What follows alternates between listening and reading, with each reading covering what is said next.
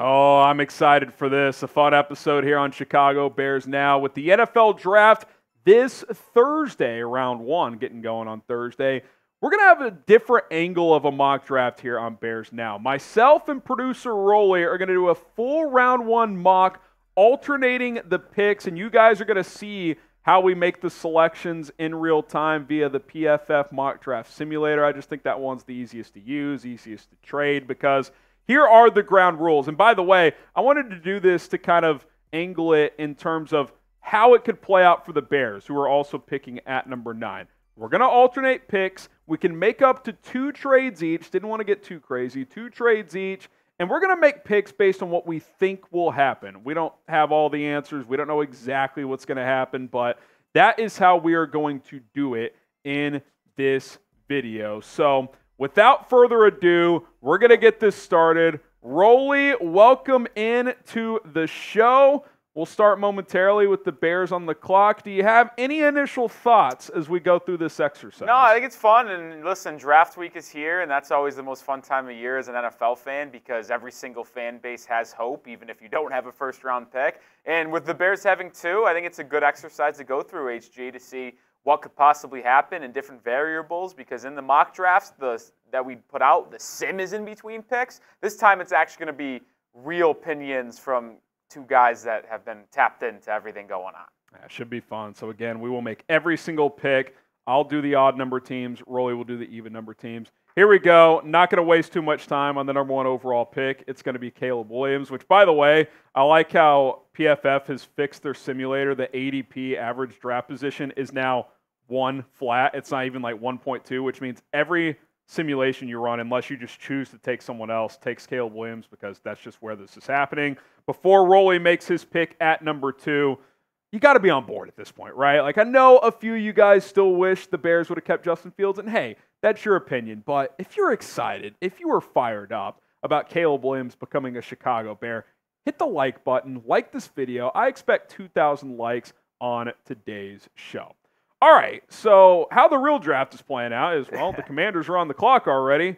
Rolly, what are you going to do with the number 2 overall pick? You're going to see me scrolling a little bit here. It's because fraudulent PFF has Jayden Daniels as their 21st ranked player. Listen, just all the buzz in the world is that they're going to take Daniels. Schefter's saying it. A lot of other reports as well. People know I'm a Drake Maye guy. Like, I think he's a better quarterback prospect than Jayden Daniels. But it just feels like everything's heading towards Cliff Kingsbury and Dan Quinn taking Jayden Daniels. So he is going to be the 2nd pick in this mock draft. Yeah, I mean, look, there was that friction, Rolly, of maybe he doesn't want to go there, this and that. But even if Daniels would prefer to go elsewhere, I don't think he does to the point of where he's going to tell his agent, hey, make it happen. Like, basically pull an Eli Manning. Like, I think he'll go there. They seem to like him the most, so I'm with you. I think it's Jayden Daniels. I don't think it's 100%, but I think it's 90+. Barring a last-minute change, I think he will be the pick. That, of course, brings me on the clock with the New England Patriots, and to me in this spot, you have one of 2 choices. You either take Drake Maye, which I think is the right thing to do. You and I both have him higher than Daniels in our QB draft prospect rankings, or you can trade down. I've thought about trading down. I'm going to take Drake Maye. I think he's too good of a prospect to pass up on. You don't know what the future holds if you're New England in terms of future QB prospects. Do you want to get Michael Penix and go like the in-between route?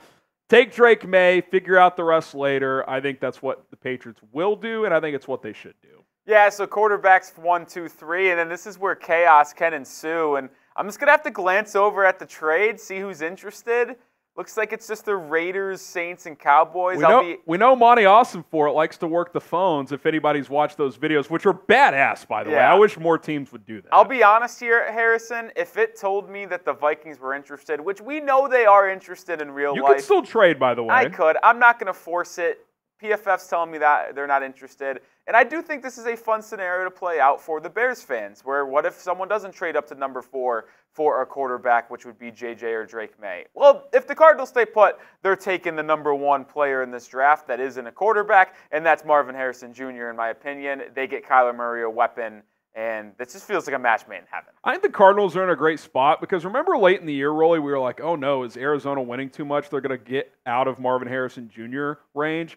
Well, that's basically no chance that happens now. Like, they're either going to get Marvin Harrison Jr. or they're going to get a shit ton of picks from a team trading up for a quarterback. So they're in a great position. It's either MHJ or a trade down. In this case, it is Marvin Harrison Jr. Chargers at 5. Bears are interested, interestingly enough, for the mock, but I don't think the Bears would do it for anyone other than Marvin. I think I am going to do the Minnesota trade. You got Minnesota at 11. I think to go up to 5, I think it's 11, 23, and then a second next year. Does that sound about right? They do not have a second. Oh, they don't have. That's right. Third, though. I think, go with third. And by the way, we'll just have to force this because PFF thinks it's too much. It somehow went down, actually. I know, because they're saying that it's too much for the Vikings to give up, but we know there's a tax on quarterbacks. The simulations aren't perfect. I think that's proper value. 11-23 and a third next year. You think that's about the range? I think that's fair. I think maybe for the fourth quarterback. If the Chargers really try to bluff them and say, well, the Giants are calling us to move up one, potentially. If they like JJ, you could maybe coax something higher. But I'll say this. If you give up your future first next year, I think you got to get something back. Like, I think you got to get like a 2 back from the Chargers or something like that. See that? You get 37 back? Yeah. I'm going to stick with this. 11-23 and a third next year to move up to number 5. Put that trade through. And then the Vikings get the fourth quarterback, and that is Bo Nix. I'm just kidding. J.J. McCarthy, the Michigan man, finds his way into the NFC North and will be playing the Bears twice a year. All right, you're on the clock with the Giants here. None of the top 4 QBs still available. This feels very obvious. I've been blessed with very easy picks so far. Jayden Daniels at 2, Marvin Harrison at 4. And if this is really the scenario, JJ, all top 4 quarterbacks off the board. If JJ's available, I think the Giants think about it. Yeah. There's a report today that, or a couple of days, depending on where you're watching, that the Giants could be interested in trading up potentially to get a quarterback. I think they stay put and let the cards fall how they fall. And in this situation, Malik Nabers is there, and that's a no-brainer for Joe Shane and the Giants. Yeah, the Giants are kind of in a similar position as the Cardinals, although I think the Cardinals have a faster track to relevancy, whereas what I mean is worst case scenario, you're probably getting Nabers or Odunze. And best case, maybe best case is one of the top 4 guys falls there. So yeah, I like that pick. I feel like Nabers is a pretty safe selection for that franchise, who has not had really a top end receiver since Odell Beckham. Okay, the Titans at 7. I could flirt with the trade here, but I'll kind of go final trade, by the way. Yeah, that's why I'm not going to do it. I want to save my second trade. I'll go chalky pick here. I think Joe Wall, if the Chargers don't take him at 5, I think if you're Tennessee, it's too good of an opportunity. If you want to give Will Levis a real opportunity to be that team's franchise quarterback, you got to protect him. Get Joe Wall a stable force at that left tackle position. Yeah, so this is my first really fun pick of the draft, I think. It's Atlanta at 8 here, where it could go a lot of different ways. I'd flirt with a trade potentially. I could see a team leapfrogging the Bears for Rome. I really could. I could as well, and I could think the Falcons take them, by the way? I feel like we've completely dismissed that as an impossibility just because they signed Darnell Mooney. I love Darnell Mooney, but is that a reason to not sign Rome Odunze or draft Rome Odunze? You know what, Harrison? I am going to get a little chaotic here. Are you going to take Rome to mix it up for me? I'm going to force you to be difficult. I'm not doing that, actually. I'm forcing a trade because I do think this is a legit possibility. The Jets are going to look for a weapon for Aaron Rodgers and a long-term partner to Garrett Wilson. We know that. They signed Mike Williams, but I'm not sold on that long term. It's also only a 1-year deal. So the Jets offer maybe 10, 8. What do you think here? Last year, the Bears moved from 9 to 10 for a future 4th, but I also think they did that because they knew they were taking Darnell Wright, so they weren't going to get a lot regardless. I think that third. I think maybe 10 and 72, but then you get 8 and a 5th. You get a 5th back. What is that? 109 back? 143. 143? Yeah, I think that's kind of the range. Obviously, you're gonna have to force that through, but I think that's kind of what you're looking at. Yeah, I'm going to force that trade through because, like I kind of said in my little spiel, I think the Jets are a team that really wants a weapon. If they stayed put at 10, I think Brock Bowers would probably be my top guy for them there. But they move up to 8 here, and I'm going to just force that trade to make it interesting. Rodgers sticks it to the Bears one last time. Oh, I didn't really think about it that way, Harrison. But I do think that is a legit possibility. And listen, that would be a fun fit there, and obviously would make a lot more of a better difficult decision for Ryan Poles. Yeah, and I'm going to ponder what I'm going to do here at number 9. And while I do that, I'm going to tell you guys about our sponsor on today's show. That is Game Time, where you can get last-minute tickets for the lowest price guaranteed. You can take that to the bank. Don't believe me? Well, if you find a ticket on Game Time and a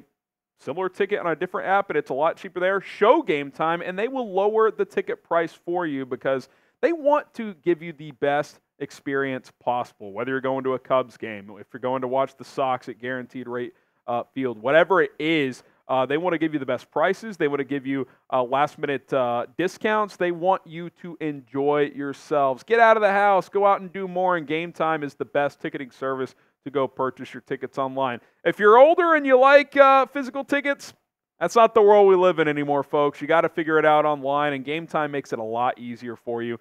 Download the app today. Use the promo code ChatSports when you create your account to get $20 off. Game Time is awesome. They show you vantage points of the tickets you're looking at, which is critical because I want to know exactly where I'm sitting and what my vantage point is if I'm going to spend my hard-earned dollars on a sporting event or a concert. Check the comments, check in the description for the link to go download the Game Time app and use promo code ChatSports to get $20 off. We appreciate Game Time for sponsoring today's show. All right, so I'm back on the clock, Rolly. I've already used one trade. I may have to do it again, man, especially if I'm Bear-centric because my pick is interesting. Because my kind of order of operations for a while has been top 3 receiver, you take one and go. Joe Walt, if the receivers are going to take it to go, then it's kind of been trade back. Now, Byron Murphy's kind of in that discussion. I could take him here, certainly. I could take Dallas Turner as well. What teams are interested in trading up, if you don't mind me asking? The teams actually interested is the Colts at 15, the Cowboys at 24, and the Chiefs at 32, according to this sim. So I could very easily trade down to 15 and still get a really good player because only one offensive tackle is gone. Only no defensive players have gone as of now. And, if I go down to 15, 9, 10, 11, 12, 13, 14, 6 players are going to go. Still a pretty good chance I'm going to get someone I really, really like. So let's pull up that trade with Indianapolis here. Okay. And let's go 9, 15, and 46. I think that's probably what you're looking at that's here. That's pretty fair. Even PFF says 68%. Fall 6 spots. Still pick up a second. We'll put that trade through. It's a slight premium for the Colts, but I think it's in the range for a top 10 pick. So Indy's on the clock, which means I'm actually making this pick for them. They desperately need a tight end. Yeah, Rolly. This is a no-brainer. I think if you're Indy, you're looking to trade up for a receiver or a tight end. Top 3 receivers are gone. Jelani Woods, I think, is their starter right now. If you haven't heard of him, that kind of goes to show. Virginia tight end. We're going to take Brock Bowers and get the best player available for Indianapolis. Yeah, and then I'm back on the clock with Atlanta on the trade down. The Atlanta Falcons. And there's different ways. Like, this could be the first defender off the board. Who is it going to be? Like, they desperately need an edge, so I'm flirting here with Dallas Turner. I also think they really do need a corner. And could it be Terrion Arnold and Quinyon Mitchell? Like, they need someone alongside A.J. Terrell. But following the Falcons for a little bit here over the past year and a half here at Chat Sports, their biggest need is no doubt, is edge, because they cannot get after the pass rusher or the quarterback. So I am going to go Dallas Turner, and he is the first defensive player in this draft. Yeah, I do think not enough people are mentioning corner for the Falcons, but Turner just feels like a Falcon. Maybe it's too obvious, who knows? But if you can trade down a couple spots and still get him, that's kind of an ideal scenario if you're Atlanta. So they go Turner. So now the Chargers are back, and I think here you definitely get a tackle. They got Rashawn Slater on the left side, which is why I think they'd be willing to trade down and pass on Joe Alt, Rolly, because What does Jim Harbaugh want to do? He wants to run the football. Taliese Fuaga just blows people up in the run game. I think you plug him in at right tackle. You brought in Gus Edwards and J.K. Dobbins. They're going to pound the rock and set up play action. Put Fuaga on the right side. I think that would be an ideal scenario for LA to move down 6 spots and still get a plug-and-play offensive tackle. Yeah, now I could go full chaos here with pick number 12, Denver Broncos on the clock. Do they actually go quarterback in Michael Penix or Bo Nix? I am low on each.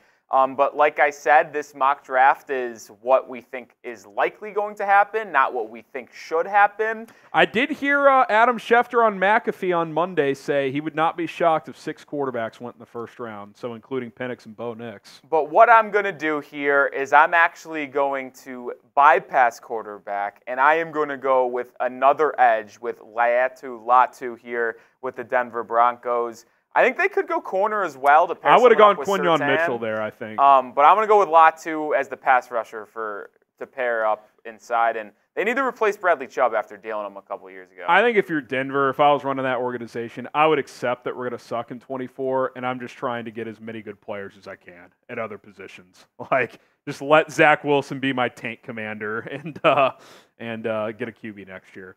Okay, Raiders at 13. I could go a number of ways. I mean, Penix is there. There's been some chatter there, Rolly. I'm obviously out of trade, so I can't trade down. They could also go with the right tackle. Do you go J.C. Latham with this pick on the right side? You could go Fashanu, but I think he's more of a left tackle. I wouldn't mess with that. Fashanu is very versatile. I'm thinking one of 3 players here, Rolly. Top corner, either Quinyon Mitchell or Terrion Arnold. Michael Penix, if I want to get crazy with it, or I'm taking a right tackle. Here's what your thoughts. What would you do here? I think the Raiders are going to look corner. I would take the top one, and it's really your flavor, whether it be Quinyon or Terrion Arnold, but that's where I would lean for. I'm going to go Mitchell. I think his athletic profile is a little better. He shut people down at the Senior Bowl. He's got that dog mentality coming out of a small school. The Raiders selected a Mack player in Khalil Mack back in the day, which worked out pretty well. Buffalo, baby. Let's run it back with Quinyon Mitchell. Take the first corner. First corner off the board at 13. That's pretty good value if you're Vegas. Yeah, with New Orleans here at 14, I'm actually sprinting to the counter to hand this off to Roger Goodell here, Harrison. I'm going right to Fashanu. I think they need an offensive tackle back worse than anyone. You could argue J.C. Latham. I could see it. But I'll go with Fashanu, who, if you remember and watched this show back in the fall, I was calling him the actual best player in this draft back then. Still really good. I mean, I've changed my tune on how good he is in comparison to other prospects, but this to me would be no doubter. And maybe they like other offensive tackles, and Fashanu continues to fall closer to the 20s. But I think 14 is a great landing spot for the Penn State left tackle. Yeah, I think he makes the most sense there because Trevor Penning's been horrible, and he's been playing on the left side. We don't know what's going to happen to Ryan Ramczyk at right tackle, but you at least hope he's got a chance to get healthy and come back. Because if you take Latham and Ramczyk's not back, well, you still need a left tackle, unless you think Latham can play left, which some do, some don't. Fashanu feels like the safe pick there, and the Saints need a safe pick at that offensive tackle position. So I like that selection. So now I'm back. You're back. Bears on the clock. I think I got to go Byron Murphy here, man. If it's true that he's in play at 9, I think you got to take him at 15. J.C. Latham, you could go Troy Faltanu, but Murphy for sure is plug and play, gonna be a impact guy from day one, potentially a starter. Whereas if Latham can't play left tackle, what do you do with him right away? Is Faltanu a long-term left tackle, or does he play guard long-term? So I like the Murphy pick. I like him at 9. I love him at 15. I think it worked out pretty well for the Bears. All right, we'll get the 16th pick going here in just a minute. But hey, the real NFL draft starts on Thursday night. We will be live here on Bears Now at 5:30 Central Time. Myself and Rolly chopping it up with you once again for round 1 action. We'll celebrate Caleb Williams, and then we'll see what happens with the Bears at number 9, which is why we're doing this exercise. Could play out in a number of different ways. Hit the subscribe button, turn on notifications. It should be a hell of a time. All right, Rolly, Seattle on the clock as we're almost at the halfway point. This one's tough for me, Harrison. I'm in between Troy Fatanu and Jared Verse, both two positions of need for Seattle.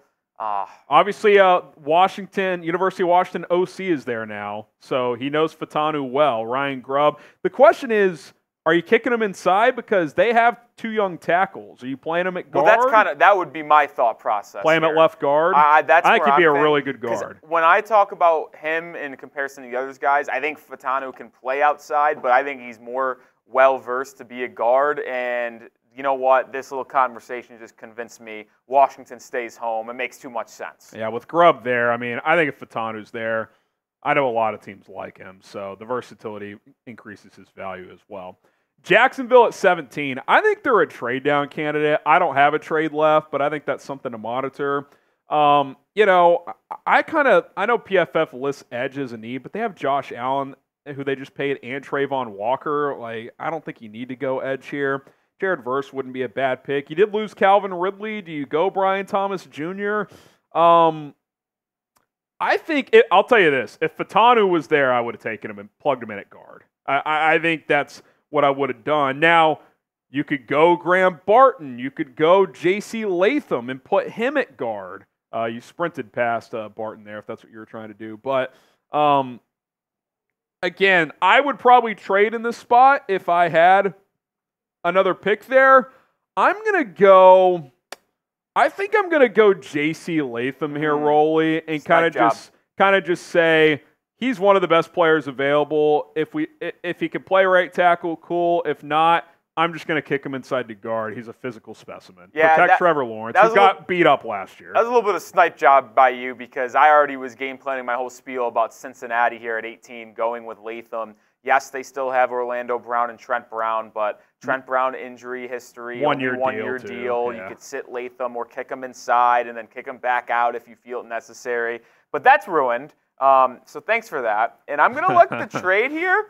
And I actually love this right here. The Eagles are sitting here at 22. They're looking to move up. I don't know who they're trying to move up. I still haven't thought about Brian that Thomas, for them. maybe? But I do like this move. I'll kick that need for Cincinnati a little bit down here. What do you think, 50 and 22 to get up to 18? I think 50's too rich. Too rich? Yeah, 4 spots when you're in the middle. I think it's 50 and, what's that? What is it, 80, 83? Right here, it's 53. Oh, it's 50, then 53 for Cincinnati? I think if you do that, you got to send a pick back. I think it's like 22 and 53 for 18 and 80. And 80. I think that could work. PFF tends to agree there. Value looks pretty good. 97 says 53%. That's 50-50. I think it's got to be 80. All right, we'll go 80. All right, there you go. So the Bengals get 22 and 53. The Eagles get 18 and 80. I think that checks out. Yeah, all right. So now that the Eagles are on the clock at 18, they did just pay Devontae Smith. They have A.J. Brown. Could they go wide receiver and complete the trinity? I know who I would take. It's possible. I think it's likely. But I don't know where you're going to go with this. I'm not going wide receiver. I'm going to go Terrion Arnold. I'm going to go to the corner from Alabama. They need it with Slay and Bradbury getting up there in age. I think Terrion Arnold's a good pick there. They bypass a couple teams that could potentially need a corner and grab Arnold at 18. Yeah, I think the value's too good here. That brings me to the Rams. First time they've been picking in the first round since Jared Goff in 2016, which is incredible to think about. Couple of guys I have my eye on here. I think I would take one of two players. I think I would take Jerzon Newton or Jared Verse. I think Newton's profile isn't that much different than Aaron Donald's was coming out. Kind of shorter guy. Him and Byron Murphy are very similar. Just lost Aaron Donald. Maybe you try to replace some of that production. I edge off the Verse off the edge at 19 is pretty good value. You could go receiver like 80 Mitchell in that offense is pretty fun. So is Brian Thomas. I think I'm gonna go Newton though. Like it just kind of seems like, hey, this legendary Hall of Famer who was the undersized kid who no one thought he'd be this good. Let's get his replacement in a similar draft profile in Newton. Seems like the foot has checked out after that workout the other day. I think 19 is a pretty good spot for him. Yeah, this is a fun pick here at number 20 because I can go in a lot of different ways. They need wide receiver help after trading away Deontay Johnson. Both A.D. Mitchell and Brian Thomas Jr. are there. And if you really think about this, Harrison, Thomas Jr. falling to pick 20 might be a little bit of a surprise to most because he is very possibly going inside the teens. But the Steelers also desperately need offensive line help. Could they go Amarius Mims or Graham Barton? Because they do need some offensive tackle help. But to me, I think this fall for Brian Thomas Jr. is just way too much right now, and you pair him up with George Pickens on the outside for whoever's playing quarterback, whether it be Russ or JF1 in 2024. I think Thomas Jr. is a great pick here, great value, and then you pair him up with Pickens, and you have two big body guys on the outside. Yeah, I mean, I think this board has fallen great for Pittsburgh. I think Graham Barton to plug in at center is a great option there. Jackson Powers-Johnson, Brian Thomas. Even, they love guys like Jared Verse. Like, I think they'd have good options there. Okay, so we got Miami here. Oh, man. What do they do here? Do they add a – I do wonder. I know they signed who's the center they brought in from Tennessee? Oh, Aaron Brewer. Aaron Brewer. I do wonder if they could go Graham Barton, who could play guard or center. They still need a complete replacement for Robert Jones. Yeah, kinda. they lost Robert Hunt. Robert Hunt. They also lost. I know they replaced Connor Williams at center, but like he could play guard too, kind of like the Graham Barton situation. But they could improve that defense. Like Cooper DeJean's kind of fun. Could take Jared Verse, Harrison. I mean, Jalen Phillips recovering from an Achilles. Bradley Chubb is always injured. They could get a young guy to put in rotation on that defensive line. Kind of a BPA situation too. They lost Christian Wilkins, obviously, so Jerzon Newton could be an interesting guy. Yeah, if he's there, I think that would be interesting. I'm gonna go Graham Barton. I think the NFL is pretty high on him. I like Powers-Johnson. I think he can play guard, but I know Barton can, a guy who's played left tackle in college. I think he's the best pure offensive lineman left on the board, so that's who I'll take. Yeah, I'm here with the Bengals at 22, and I kind of want to do something reckless, Harrison. I'm not. Are we out of trades? I got one more left. You do? Yeah. Okay. Because I lied. That's it. Because I traded back with the Bengals. I am okay if we want to add one more each here. It's your call. It's your call. It's your show. It's your call. What do you guys think? I know you guys are watching live. Why for yes, add one more trade each. In for no, we'll let the chat decide. But anyway, keep looking, Rolly. Yeah, I mean, I kind of pushed back the offensive tackle thing. I think now after trading back, they'd feel more comfortable taking a first-round pick on a guy that likely might not play in year one. Lots of yeses, by the way. So we'll do one more trade each. Let's allow one more trade. But I'm not even going to change my thought strategy here. I'm still going to go Amarius Mims. I think I was going to take him if I was not allowed to trade, but I am allowed to trade. I'll go Mims. You can sit him a year if you want to. Yeah. You could play him inside. I think it's a good move by Cincinnati. Yeah. Only started 8 games in college, but teams think if he gets developed properly, his traits are off the charts. I saw this dude walk by me at the Combine, Rolly. I mean, he is massive. I mean, I think he's listed like 6'7", 340, and he is every bit of that. It is impressive. Okay, Chargers again here. Remember, they traded down with Minnesota. They got their offensive lineman. I think this has fallen pretty well, Rolly. I'm going to get another receiver here in A.D. Mitchell. It's a home run. You get a weapon. I think he's a top 10, 15 caliber talent in this draft. There's been some minor question marks personality-wise for him that could have him dip, but you put him on the outside. Hopefully Quentin Johnston comes along. You need a weapon for Justin Herbert. Feels like an obvious pick. Yeah, I think that's a home run pick. And then the Cowboys up here at 24. And I'm given another trade. I'm going to use that other trade. I'm trading back with the Arizona Cardinals here, who are picking at 27. Cowboys move back just a couple of spots. What do you get? Probably I would say 104? No, 162? No. I think 90. You think 90? 20. Oh, I'm looking at that's 27 fair. and 90. Yeah, I think so. Late third-round pick to move back 3 spots in round 1. I think that checks. All right, so we're going to do that. And the reason why I did that is because the Cardinals are now on the clock, and they took Marvin Harrison Jr. early, but they have a lot of needs, right, Harrison? And you see one that stands out. they need interior offensive line help there. So what they're going to do is they're going to move up and take the Oregon center who can play guard as well, Jackson Powers-Johnson. Yeah, I kind of wondered if you would have Dallas do that because they haven't replaced I'm drawing a blank on his name. He signed with Washington. They're Biadasz, yeah, right? Tyler Biadasz. I kind of wondered if you'd have Dallas do that, but they trade down there. So Green Bay, get the FGBs in the comments. It's ironic that you're picking for the Green Bay on the clock. I Packers. didn't even think about that. Okay. I got to play this straight up. God, I would hate it if Jared Verse just fell into their lap at 25. That would actually be disgusting. But you know what? They really do need to replace Bakhtiari Rolly. Who's the best tackle left? Is it Jordan Morgan? Yeah, we've taken a lot here. Tyler Guyton, Morgan, I think Guyton. I think they'll go with more traitsy guy in Guyton. I think Morgan, his arms are a little shorter. He may end up kicking inside.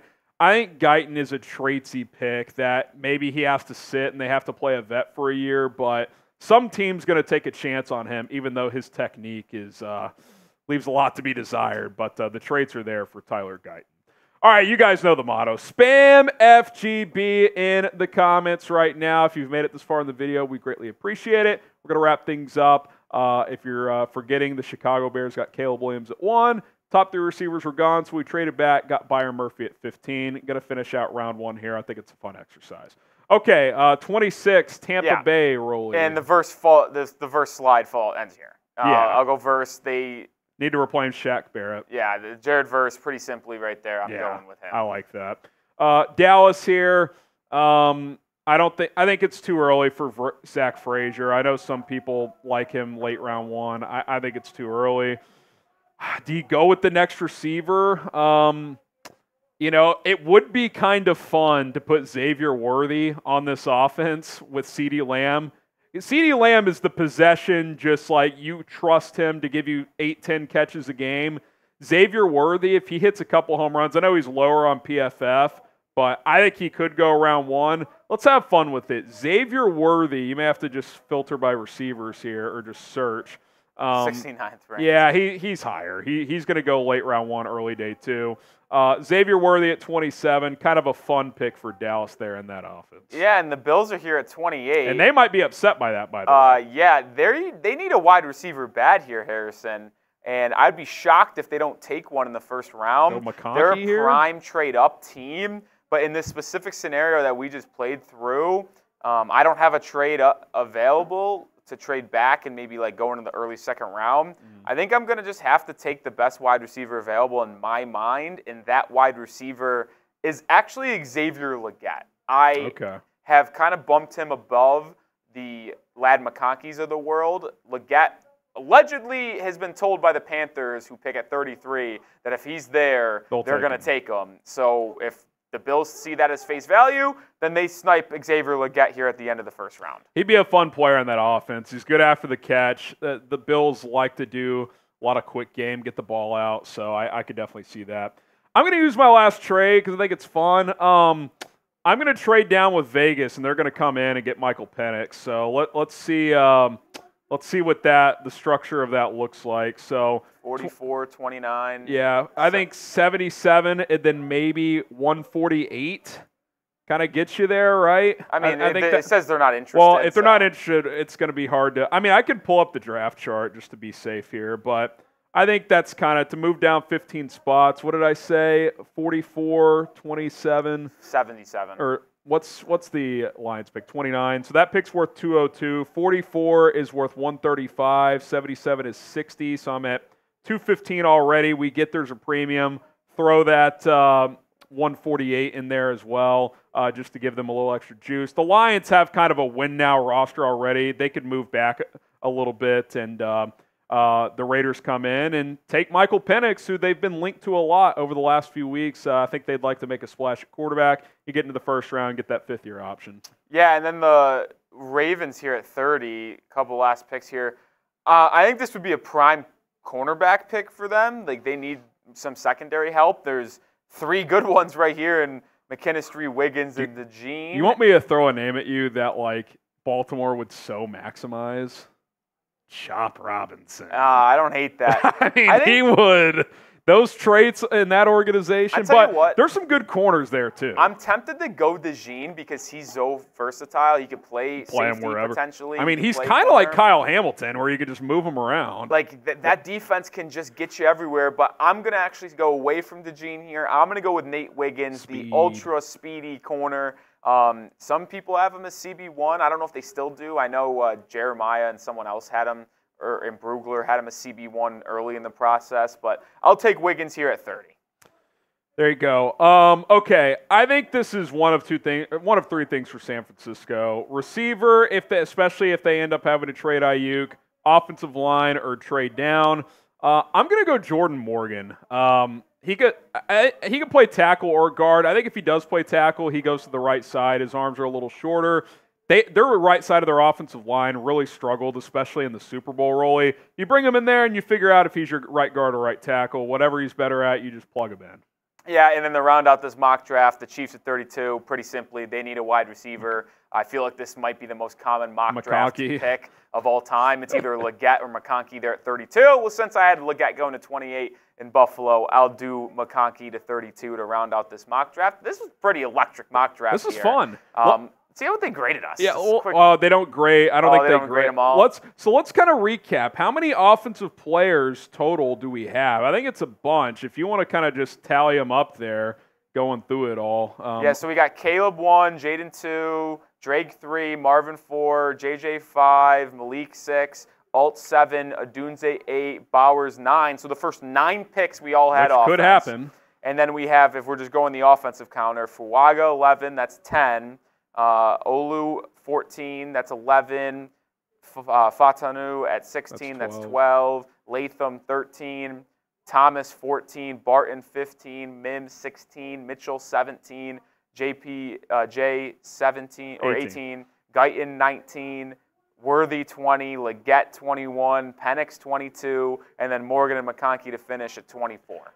I mean, the record for offensive players in round 1 is 19. I think we're hitting 20 easily. I just don't see.